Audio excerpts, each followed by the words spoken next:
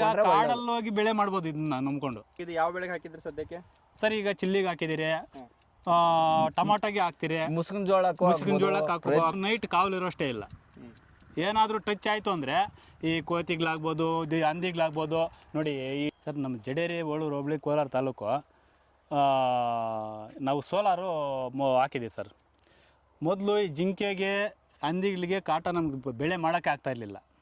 ನೈಟೆಲ್ಲನೂ ಬಂದು ಕಾವಲಿದ್ರೂ ಯಾವುದೋ ಒಂದು ಮೂಲೆಯಲ್ಲಿ ಬೆಳೆ ನಾಶ ಮಾಡಿಬಿಟ್ಟು ಹೋಗ್ತಾಯಿತ್ತು.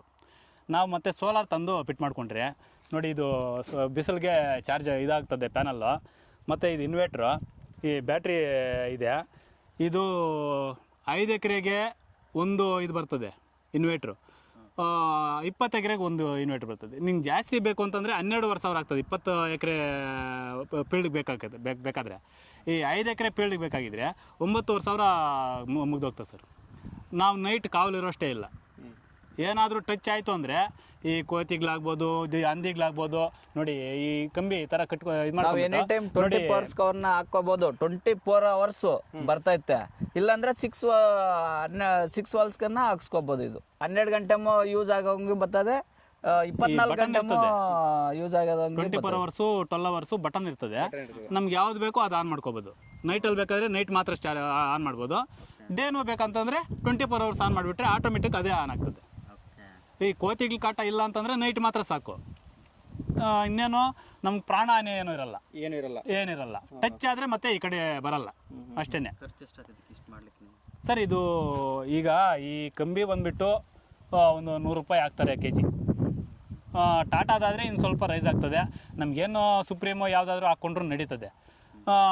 ಅದು ಇನ್ವೇಟ್ರು ಪ್ಯಾನಲ್ಲು ಎಲ್ಲ ಸೇರಿ ಅದು ಸೆಟ್ಟು ಈ 5 ಎಕರೆಗೆ ಒಳಗಾದರೆ 9,500 9,000 ಆ ರೇಂಜ್. ಅವರು ಬಂದು ಟ್ರಾನ್ಸ್ಪೋರ್ಟೇಷನ್ನು ದೂರ ಇದ್ದಷ್ಟು ಸ್ವಲ್ಪ ಚಾರ್ಜ್ ಮಾಡ್ತಾರೆ. ಹತ್ರ ಇತ್ತು ಅಂದರೆ ಒಂದು 500 ರೂಪಾಯಿ ಕಡಿಮೆ ಆಗ್ತದೆ ಅಷ್ಟೇ. ಟೋಟಲ್ ಎಕರೆಗೆ ಎಷ್ಟು ಖರ್ಚಾಗಿದೆ ಈಗ? ಎಕರೆಗೆ ಬಂದು ಒಂದು 10,500 ಮಧ್ಯೆ ಆಗ್ತದೆ ಖರ್ಚಾಗ್ತದೆ ಅಷ್ಟೇ. ಬಟ್ ಉಪಯೋಗ ಅಂತೂ ಇದೆ ಬೆಳೆಗೆ ಸರ್, 100% ಸರ್. ರೈತಗಳು ಇದ್ರಕ್ಕೋಸ್ಕರ ರೈತಗಳಿಗೆ ಅನುಕೂಲ ಜಾಸ್ತಿ ಆಗಿದೆ. ಇದು ಕಂಡಿಡಿದು ಎಲ್ಲರೂ ಇದೇ ತರ ಕಾಡಲ್ಲಿ ಹೋಗಿ ಬೆಳೆ ಮಾಡ್ಬೋದು ಇದನ್ನ ನಂಬ್ಕೊಂಡು. ಕಾಡಲ್ಲೇ ಕಡೆ ಕಾಡು ಅಂಚಿನಲ್ಲೇ ನಮ್ಮ ಜಮೀನು ಇದೆಯಪ್ಪ, ಅಲ್ಲಿ ಬೆಳೆ ಮಾಡೋಕ್ಕಾಗಲ್ಲ ಅನ್ನೋ ಉದ್ದೇಶ ಏನಿಲ್ಲ. ಅಲ್ಲಾದರೂ ಹೋಗಿ ಮಾಡ್ಬೋದು. ಮಾಡಿಬಿಟ್ಟು ಬಂದು ಮನೇಲಿ ಮಲ್ಕೋಬೋದು ಆರಾಮಾಗಿ, ಟೆನ್ಷನ್ ಇಲ್ಲ. ಈಗ ಇದು ಯಾವ ಬೆಳೆಗೆ ಹಾಕಿದ್ರಿ ಸದ್ಯಕ್ಕೆ?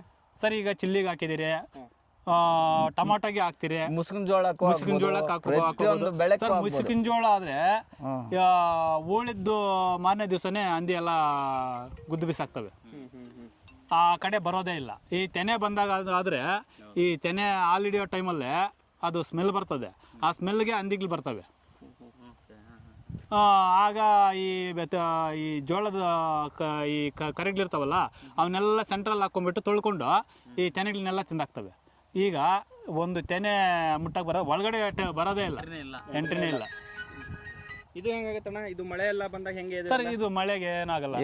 ಈಗ ಇದರಿಂದ ಬ್ಯಾಟ್ರಿಗೆ ಕನೆಕ್ಷನ್ ಇರ್ತದೆ, ಬ್ಯಾಟ್ರಿ ಚಾರ್ಜ್ ಆಗಿರ್ತದೆ. ನೈಟೆಲ್ಲ ಬ್ಯಾಟ್ರಿ ಕೆಲಸ ಮಾಡ್ತದೆ. ಈಗ ಮಳೆಗಾಲದಲ್ಲ ಹೆಂಗೆ ಓಪನ್ ಇಡ್ತೀರಾ? ಬ್ಯಾಟ್ರಿ ನೆನೆದಿರಾ ಇಟ್ಕೋಬೇಕಷ್ಟೇ. ಬ್ಯಾಟ್ರಿ ಇನ್ವರ್ಟರ್ ಹಾಕೊಂಡು ಇಟ್ಕೋಬೇಕು. ಮಿಕ್ಕ ಅದು ನೆನೆಬಹುದು. ಅದ್ರದ್ದೇನು ತೊಂದರೆ ಇಲ್ಲ. ಇಡ್ಬೋದು. ಅದರಲ್ಲೇ ಬಟನ್ ಇರ್ತದೆ, ಆಟೋಮೆಟಿಕ್ ಅದೇ ಆಫ್ ಆಗ್ತದೆ. ಮತ್ತೆ ಎಷ್ಟು ಗಿಟ್ಟಿದ್ರೆ ಬಾರ್ಡರ್ ಎಲ್ಲ ಹಾಕಿದ್ರೆ ಇದು ಬಾರ್ಡರ್ ಎಲ್ಲ ಬಾರ್ಡರ್ ಸುತ್ತಲೂ ಬಂದಿದೆ.